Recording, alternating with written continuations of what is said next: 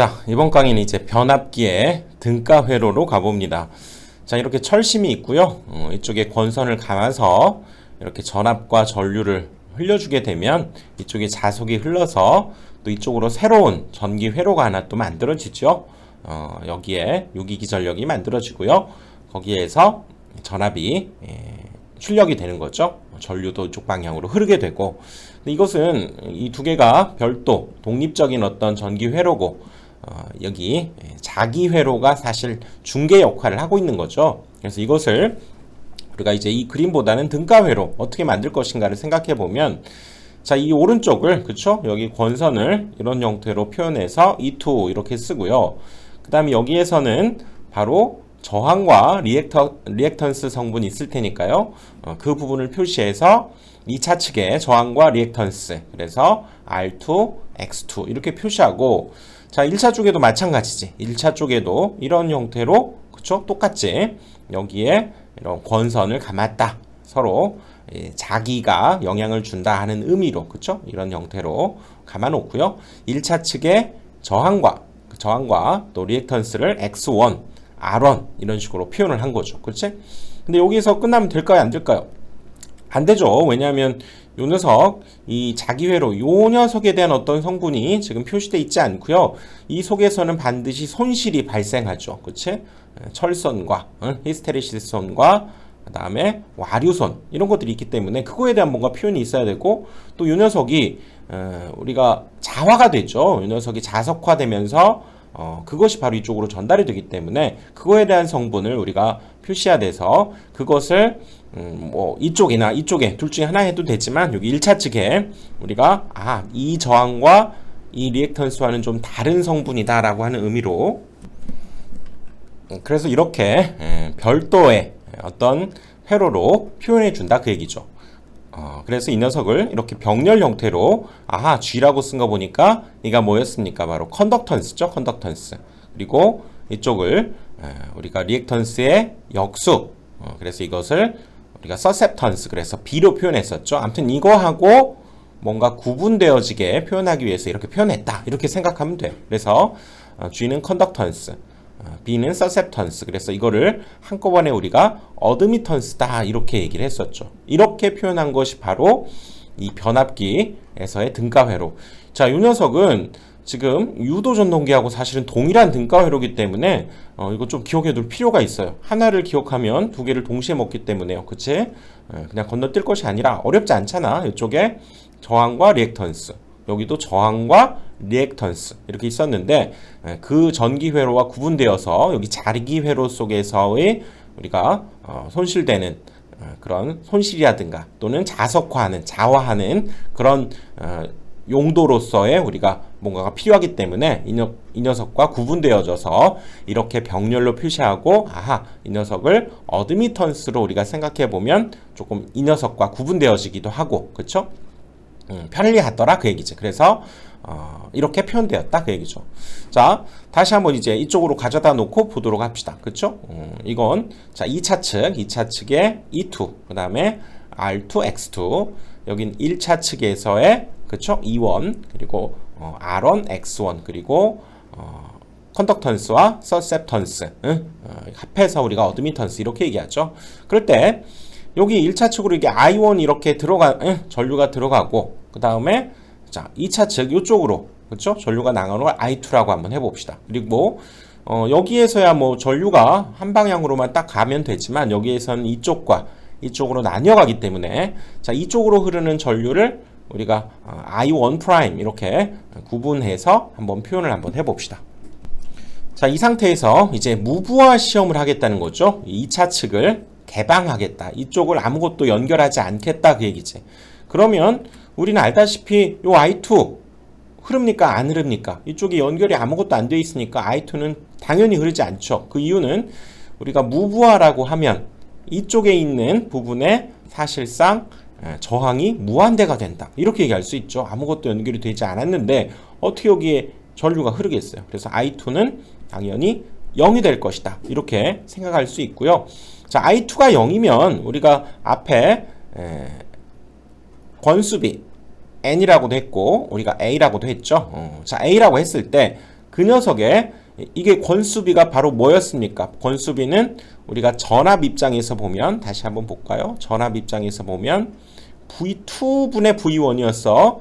V2분의 V1 그쵸? 2분의 1, 2분의 1이야.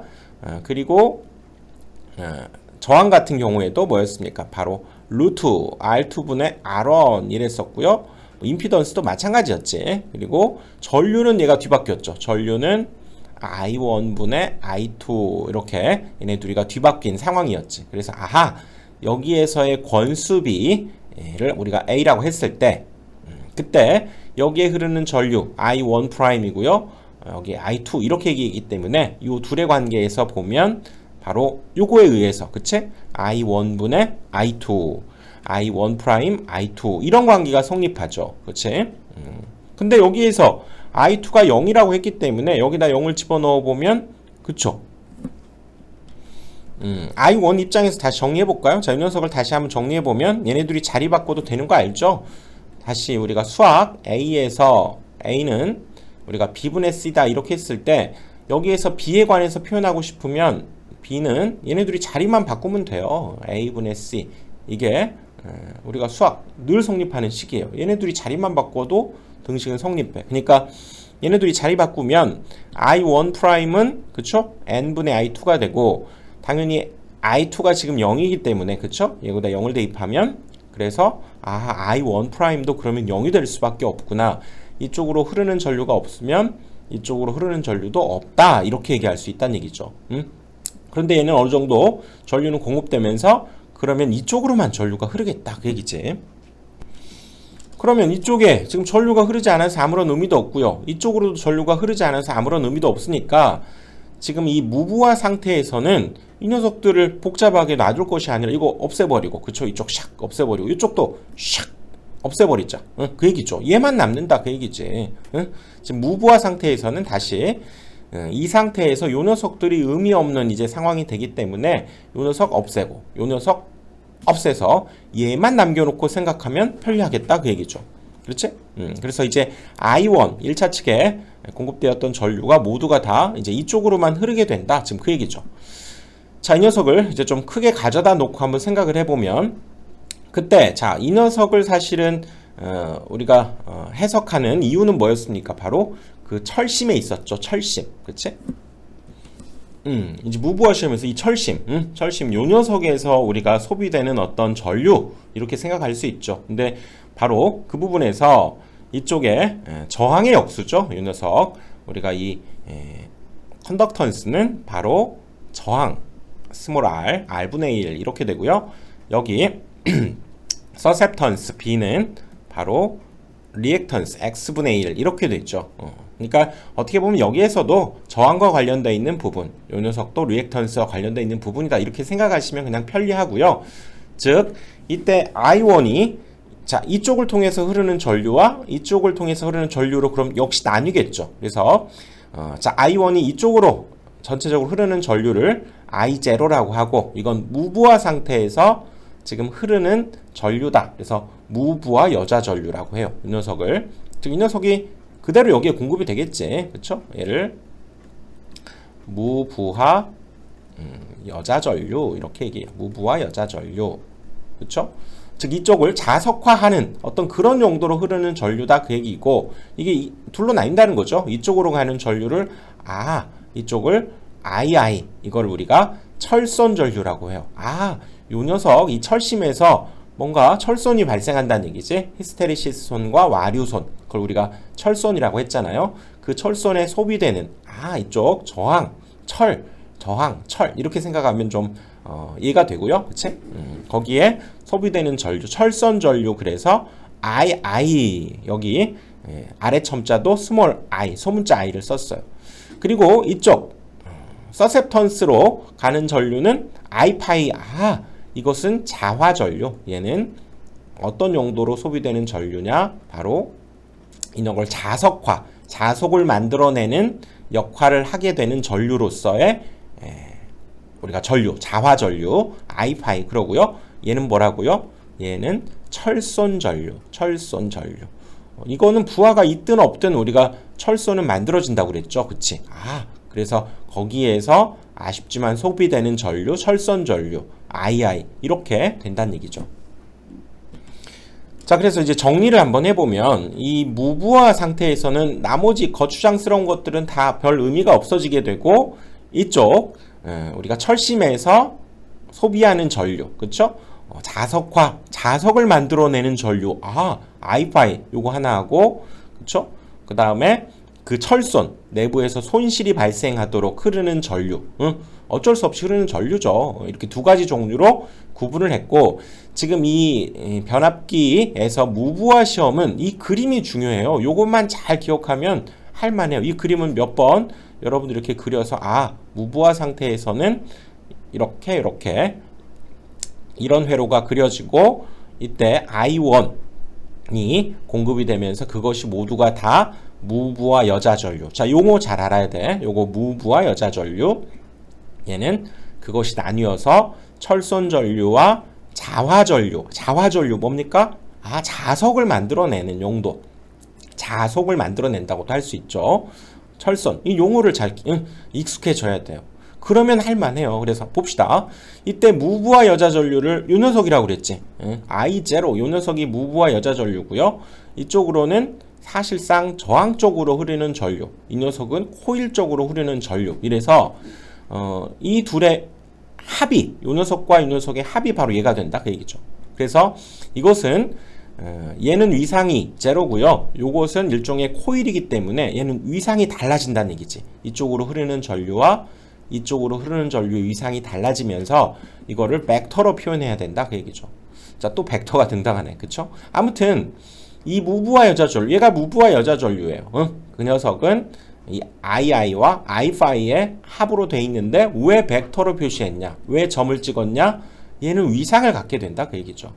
그래서 그때 요 II 이 녀석을 철선 전류, 그 다음에 I5 이 녀석을 자화 전류라고 하고, 철선 전류는 말 그대로 철선을 발생시키는 거죠. 철선을 우리가 PI, 그쵸? 여기에 소비되는 전력을 의미하기 때문에 I를 역시 써서 아이언, 철, PI라고 하고요. 자화 전류는 바로 자석화, 즉 자속을 발생시키는데 사용되는 전류다. 이렇게 얘기할 수 있다는 거죠. 그래서 최종적으로 이 무부하 전류의 우리가 크기만을 생각하자면 바로 뭡니까? 이것은 피타고라스 정리, 벡터란 얘기죠. 자, 이거 한번 알죠? 이 두 개의 벡터의 합은 크기만을 생각할 때는 이제 점을 찍지 않고 얘는 스칼라가 되고요. 그치? 피타고라스 정리 쓰면 돼. 이거의 크기의 제곱 더하기 요거의 크기의 제곱에 루트 씌운 거. 그래서 자, 이 부분을 한번 생각을 한번 해봅시다. 조금 어렵죠? 한번 부드럽게 그냥 따라가 봐주세요. 전에 우리가 전기론에서 또 했던 부분하고 연관 지어지니까. 자, 여기에 우리가 공급되어진 1차 전압을 우리가 V1이다 이렇게 얘기합시다. 그런데 그때의 유기기 전력은 방향이 반대가 돼요. 왜 그럽니까? 바로 패러데이 렌츠에 의해서 얘는 마이너스 n, 얘가 d 파이 dt 이렇게 되죠. 그래서 실제로 크기는 동일하지만 이제 방향은 반대가 되어서 이 방향이 된다 그 얘기라고. 그쵸? 마이너스 방향 완전히 180도가 달라진 거죠. 그럴 때 이쪽으로 흐르는 전류와 이쪽으로 흐르는 전류의 합이 바로 무부하 여자 전류였는데요. 이 저항, 이 컨덕턴스에 흐르는 전류는 저항에 흐르는 전류와 같아요. 얘는 위상이 똑같아. 여기 V하고 위상이 똑같아야 돼. 같은 방향으로 갔고요. 그 녀석이 II. 그 다음에 요 녀석 I5는 얘는 코일이라고 그랬죠. 일종의 코일. 그래서 이 녀석보다 바로 90도 늦은 전류가 흘러야 돼요. 90도 늦은. 그러면 시계 방향으로 이 방향으로 가야죠. 뒷방향이 이거야. 우리가 양의 방향이 이 방향이고요. 음의 방향, 뒤로 가는 방향은 이 방향이 되는 거죠. 그래서 이쪽으로 90도만큼 틀어진 이 방향으로 I5가 만들어지게 되고, 결국 이 둘은 벡터 합이기 때문에 이 둘의 평행사변형법을 쓰면 되죠. 이렇게 평행사변형을 그린 뒤에, 그치? 바로 여기에서부터 쭉 이렇게 그려준 이 녀석이 최종적으로 무부하 여자 전류를 우리가 벡터로 표시한 거고요. 그렇기 때문에 그런 이유 때문에 이 녀석의 크기는 사실상 요거 피타고라스 정리를 써서 이 녀석 크기가 계산되어진 거지. 자, 그래서 최종 정리를 해봅니다. 이건 한번 이해를 해보자 라는 목적으로 이렇게 쭉 한번 설명을 한 거고요. 자, 한번 이 그림을 잘 이해하는 게 중요해요. 이 그림을 잘 이해하면 뭐 객관식이니까 찾아낼 만해. 그치? 자, 이 상황에서 자, 먼저 자, 여자 어드미턴스부터 또 우리가 생각을 한번 해보면 바로 그 원래 있었던 등가 회로에 나머지 다 의미 없었다고 그랬죠. 나머지 다 의미 없어지고 이 부분만 지금 남게 되어서 이 부분을 이렇게 어드미턴스로 지금 표현했다 그 얘기죠. 그래서 이 부분을 우리가 컨덕턴스 B를 이 부분을 서셉턴스라고 하고 그 둘의 합이죠.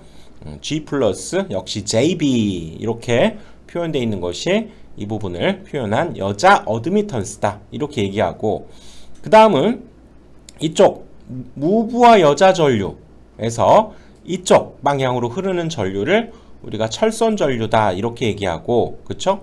자, 우리가 이 컨덕턴스라고 하는 것은 저항의 역수죠. 그치? 생각해 보세요. 우리가 저항은 그쵸? 저항은 V는 IR이니까요. 바로 I분의 V 이거였다면 그거의 역수기 때문에 바로 G 컨덕턴스는 바로 V분의 I가 되고, 여기에서 우리가 I를 구하려면 이제 V가 이쪽으로 곱하면 됐죠. 그래서 V에다 G를 곱한 것이 I 이렇게 되기 때문에, 자, 이쪽으로 흐르는 전류, 우리가 철선 전류를 구하려면 그때의 전압에다가 이 컨덕턴스를 곱하면 된다 그 얘기죠. 근데 여기에 걸리는 전압은 당연히 여기에 걸리는 전압은 이 전압과 같죠. 그래서 여기 V1에다가 바로 그때의 컨덕턴스를 곱한 것이 철선 전류다 이렇게 이끌어내야 돼요. 외워지면 진짜 안 외워져. 이 관계로부터 저항은 I분의 V면 이 컨덕턴스는 그거의 역수기 때문에 V분의 I가 돼야 되고, 그렇다면 I를 구하려면 V가 이쪽으로 곱하기로 가서 그치? V에다가 컨덕턴스 G를 곱한 것이다. 그래서 여기에서 II 이 녀석을 구하려면 이때의 전압을 알고 컨덕턴스를 알면 둘이 곱한 것이 바로 철선 전류가 만들어지겠다 그 얘기죠. 그 다음에 이쪽에 자화 전류도 마찬가지죠. 이 녀석도 리액턴스의 역수 이런 관계이기 때문에 똑같은 원리죠. 사실상 그치? 그래서 여기에서의 전류, 자화 전류 I5를 구하려면 그때의 걸리는 전압, 자, 여기에 걸리는 전압이 V1이죠. 똑같이 얘랑 그치? 여기 걸리는 전압이 거기에다가 바로 B, 서셉턴스를 곱한 것이 자화 전류다. 이렇게 찾아내야 돼요. 외우면 안 돼. 이해를 해야 돼. 이해. 잘 안 외워져. 외우면 잘 안 외워져요. 정말 안 외워져. 그리고 그때의 이 손실, 철소는 그럼 뭡니까? 철소는 일종의 얘도 전력이죠. 소비되는 전력. 그래서 PI라고 한다고 그랬고, 여기에 걸리는 전압과 또 흐르는 전류의 곱이죠. 그래서 여기에 걸리는 전압은 V1, 여기에 흐르는 전류가 II잖아. 그래서 얘네들이 곱한 것이 바로 철선이 된다 그 얘기죠.